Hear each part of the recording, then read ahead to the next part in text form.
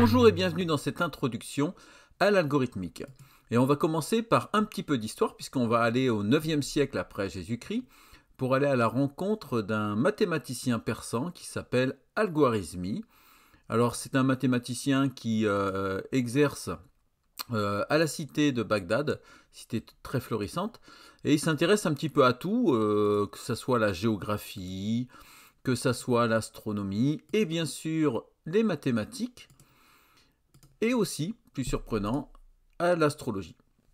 Alors pourquoi on va parler de ce mathématicien persan? Parce que en fait il va publier un ouvrage en mathématiques qui va servir aussi de référence pour l'algèbre quand il sera traduit. Ce livre est écrit à l'origine en arabe, il sera traduit, et en Europe ça sera une des bases de l'algèbre en mathématiques. Donc Al-Khwarizmi est aussi un père fondateur dans tout ce qui est algèbre.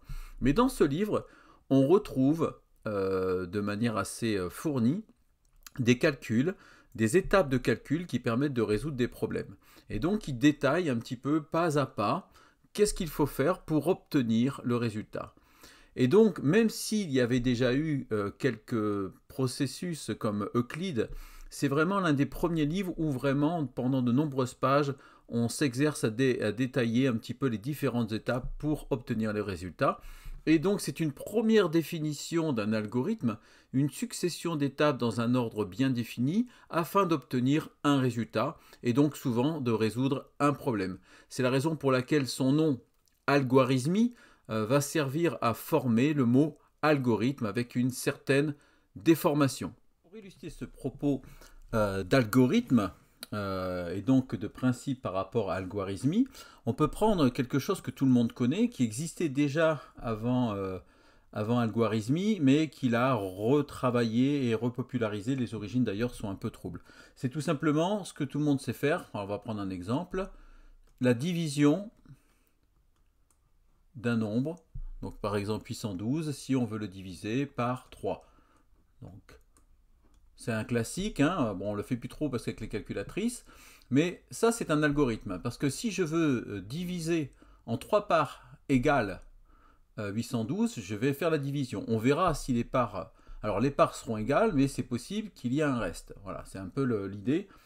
C'est en tout cas un moyen de diviser en 3 parts égales, et après il restera quelque chose ou il restera rien.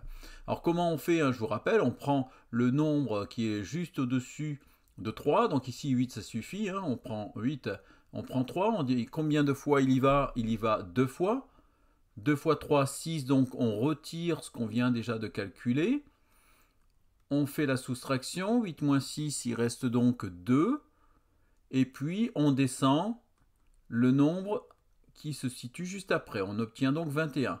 21, combien de fois il va 3? Il va 7 fois, donc 3 fois 7, 21, donc on fait moins 21, il reste donc 0, on descend le 2, combien de fois il y va? Il y va 0 fois, hein, puisque 2 est inférieur à 3, et donc on arrive ici à la fin de la division, on voit qu'on a un quotient, donc ça c'est le quotient qui est de 270, le dividende qui était de 812, et le reste qui est de 2.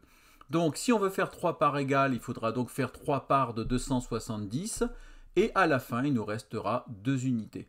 Voilà l'exemple d'un algorithme que tout le monde a déjà pratiqué, et ça c'est un algorithme, puisque effectivement on avait un problème de diviser en 3 parts égales un nombre, et en suivant les étapes qu'on vient de faire sans forcément comprendre pourquoi, on applique cette règle, hein, c'est ce qu'on a tous fait plus ou moins en école primaire, et nous obtenons le résultat voulu. Voilà un exemple d'algorithme mathématique que tout le monde a déjà pratiqué.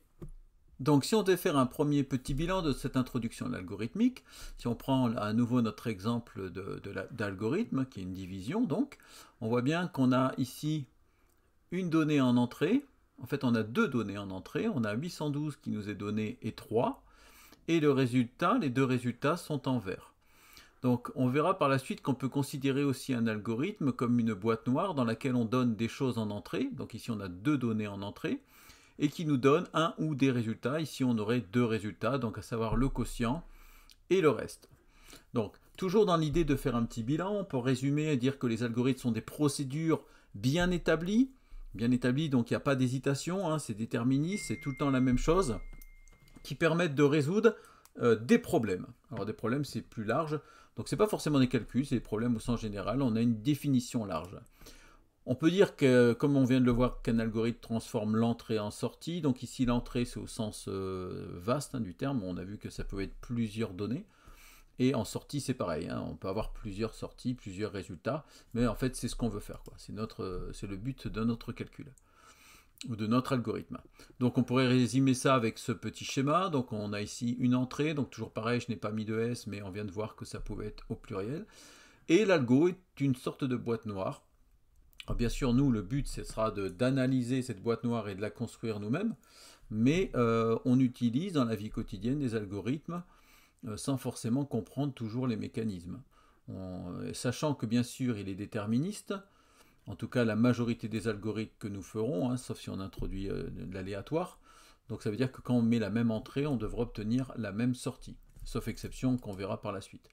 Alors plusieurs algorithmes, ça c'est important, peuvent résoudre un même problème. Et donc, à partir des mêmes entrées, donner les mêmes sorties.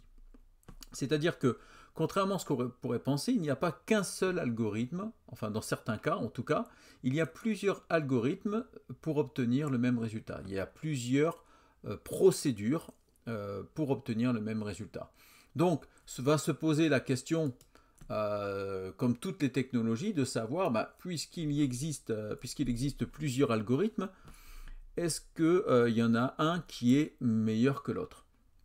Est-ce qu'il y en a un qui est plus performant que l'autre?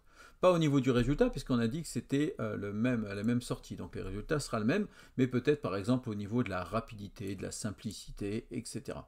Alors ça, c'est un autre domaine de l'algorithmique, hein, donc on peut du coup rajouter un S et dire que algo, il peut y avoir plusieurs algos. Alors c'est pas toujours vrai, mais ça l'est souvent. Des fois, il y a des rares cas où il n'y a qu'un seul algorithme qui peut faire ce qu'on demande, mais dans certains cas, il y aura souvent plusieurs possibilités. Et donc, on va les comparer. Et pour les comparer, par exemple, en fonction, donc j'ai dit de la rapidité, mais aussi de la consommation en ressources, etc. Et c'est là qu'on pourra aborder dans la suite de ces vidéos, hein, pas aujourd'hui bien sûr, la notion de complexité, aussi bien en temps qu'en espace, qui nous permettra de dire tel algorithme est meilleur que tel autre, ou est meilleur dans telle et telle circonstance, puisque ça va dépendre des circonstances données.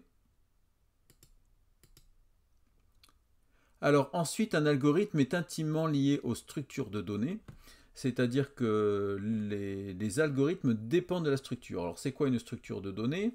Une donnée, vous savez que c'est une information, hein, ça peut être comme tout à l'heure, on a vu 3 par exemple, mais on peut avoir accès à des structures de données, comme par exemple les tableaux. Donc tout ça, on verra qu'il existe un certain nombre de structures de données, et qu'en fonction de la structure sur laquelle on travaille, les algorithmes ne seront pas forcément les mêmes, et seront en tout cas plus ou moins performants. Donc ça, c'est quelque chose qu'on va voir aussi rapidement, les différentes structures de données qui existent, et comment ça impacte les algorithmes. Donc, un algorithme peut par la suite être implémenté dans un langage de programmation. C'est quand même, je dirais, depuis l'informatique, le but des algos. Vous avez vu que les algorithmes existent bien avant l'informatique, mais actuellement, lorsqu'on développe un algorithme dans le cadre ici de cette chaîne, ça sera pour après l'implémenter, hein, c'est le terme, dans un langage de programmation. Alors, si l'algo est suffisamment généraliste, et il doit l'être, il peut normalement s'adapter à n'importe quel langage. Si vous avez un algorithme qui n'est pas capable de s'adapter à tel et tel langage, c'est que peut-être vous l'avez orienté en fonction de votre langage de prédilection avec lequel vous avez l'habitude de travailler. C'est la raison pour laquelle, dans les exemples que je vais prendre dans cette chaîne, je vais utiliser Python comme langage parce que c'est assez pratique pour faire les démos et que tout le monde connaît un peu, de temps en temps du C, mais je n'utiliserai pas les ressources spécifiques de Python, de Python, comme vous voulez, comment vous prononcez, ou de C, parce que le but ici, ça sera de traduire un algo dans un langage. Alors cette vidéo touche à sa fin, cette introduction à l'algorithmique.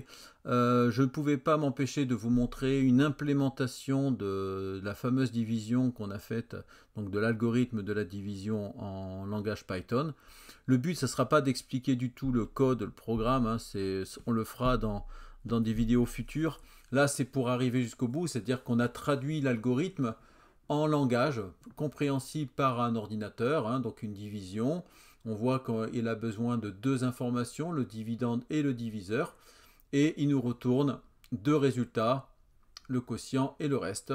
Voilà, sans trop rentrer dans le détail. Et puis après, ici, on voit que pour ceux qui ne savent pas, le for, c'est une boucle. On va répéter à chaque fois les étapes comme on l'a fait manuellement avec les différents chiffres. Et d'ailleurs, si je l'exécute, on retrouve les différentes étapes que nous, on a effectuées. Effectivement, on a bien pris le 8.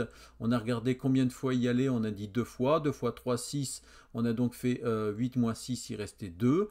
Et puis après, on a abaissé le 1, etc., etc. On retrouve toutes les étapes et à la fin, le résultat.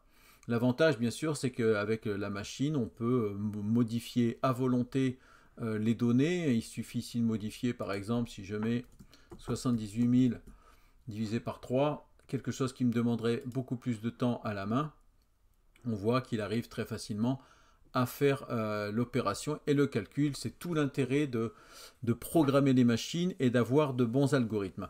Je vous remercie pour votre attention pour cette première partie. Soyez attentifs pour la suite, on fera plein de choses. On a commencé tranquillement par une introduction, mais on verra plein de concepts. Et il y aura sans doute une grande série de vidéos qui vont suivre. Merci, portez-vous bien.